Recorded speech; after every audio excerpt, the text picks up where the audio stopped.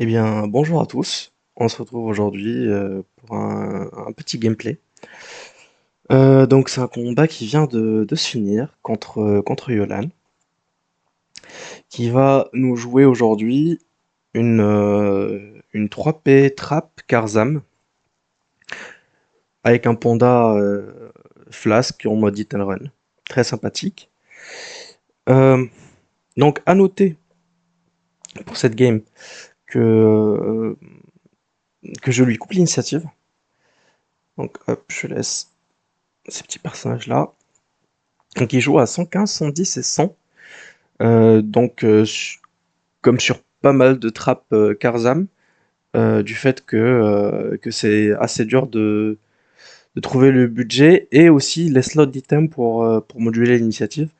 Généralement c'est double Célestine et puis un Tiduc enfin selon les variantes, mais franchement ce panda-là il joue à 100 d'initiative et peut-être très souvent. C'est C'est pour cette raison, entre autres, que j'ai commencé à jouer le Sacri en 115, en 105 d'initiative plutôt que 90, puis avec un marteau ici, à 85. Donc je fais ça pour deux raisons. Un, pour cut les teams Karzam, comme on le voit sur cette game. C'est très intéressant d'avoir un Sacri qui replace. Et deux, c'est intéressant aussi pour ne pas avoir un slot d'armes sur le Panda. Parce qu'en fait, le Panda, il va pouvoir mettre un coup de bambou et un coup de poing au corps à corps quand il se fait tacler. Donc c'est hyper intéressant, plutôt que de mettre un coup de marteau. Donc voilà, en tout cas moi je trouve que c'est intéressant pour mettre un coup de bambou et ensuite bien tabasser. Voilà, voilà, voilou, les raisons de mon choix d'initiative à 105. Et donc je vous laisse avec la game commenter. Donc les premiers tours vont servir surtout à nous jauger. Moi, je sais que son combo, il va pouvoir le mettre à facile 12 cases. Là, typiquement, c'est hop, 1, 2, 3, 4, 1, 2, 3, 4, 1, 2, 1, 2, 3, 4, et 3 PM, et le trap là. Donc, il a un PO en moins. Donc, il peut pas le mettre à douze cases. Donc, 1, 2, 3, 4, 5, 6, 7, 8, 9, 10, 11, 12. Donc, à la 12e case, il peut pas. Faut que je sois à la 11e case. En tout cas, dans cette configuration-là, quand il est en diagonale du panda, et, euh, et voilà. Donc c'était ma façon de calculer lors de cette game. Et quand il est au cac du panda, c'est une autre histoire, c'est 10 cases. Enfin, c'est 11 cases, et... Enfin, c'est 10 cases, pardon, et il peut m'avoir.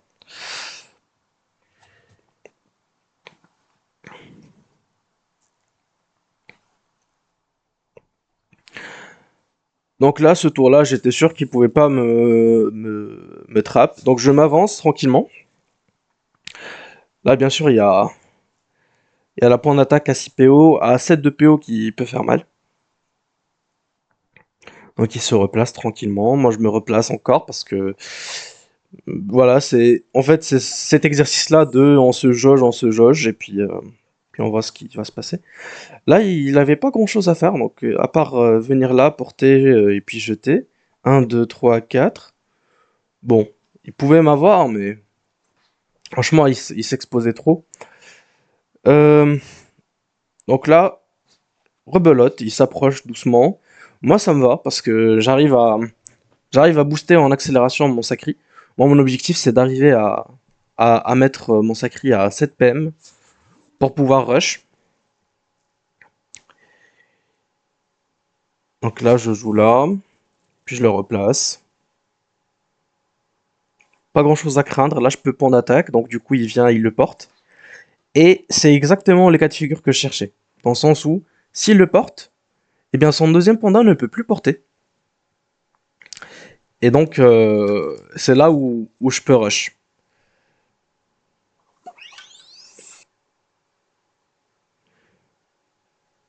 De manière modérée, bien sûr.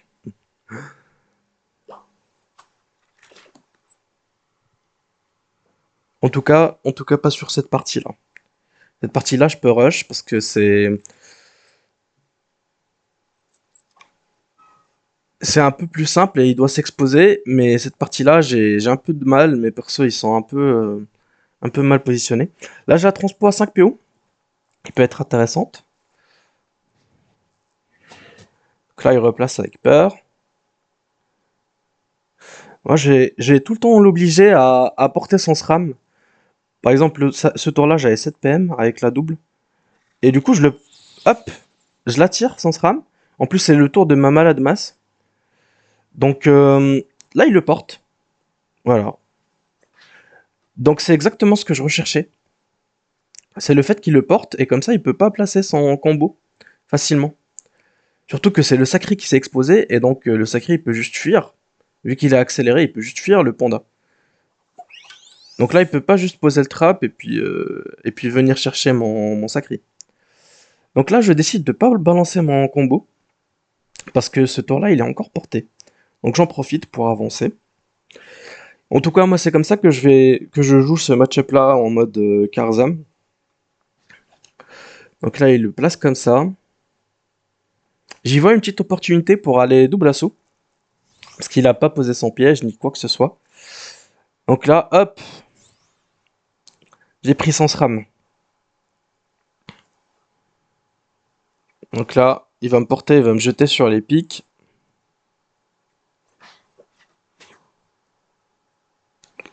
Et puis là, je peux commencer à bien taper son SRAM. Je mets la pente d'attaque. Je m'avance comme il faut. Parce que de toute façon, là, le défi, c'est vraiment de rush. Et je place mon combo pour lui rendre son trap très difficile à mettre en place. Bon, spoiler alert, il va réussir à le mettre, mais comme je le voulais moi, pas comme il le voulait lui. Donc hop, classique, Axel, machin, et puis pour que je puisse bien taper les tours d'après, je m'axelle les ennemis trop dans ce cas de figure pour vraiment bien rush les deux prochains tours, qui vont être décisifs dans cette game. Donc là, ce qu'il va faire, c'est il va me placer le trap.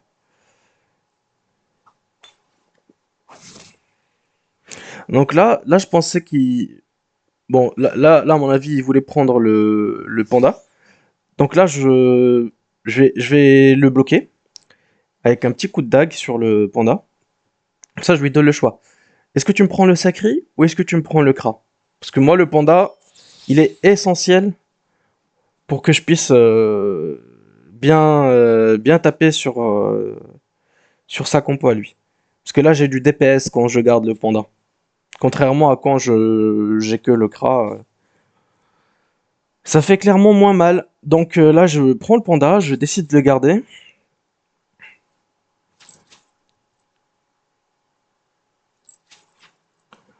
Voilà, je fais du 20. C'est plus que la moyenne. Là, j'ai 2 PM.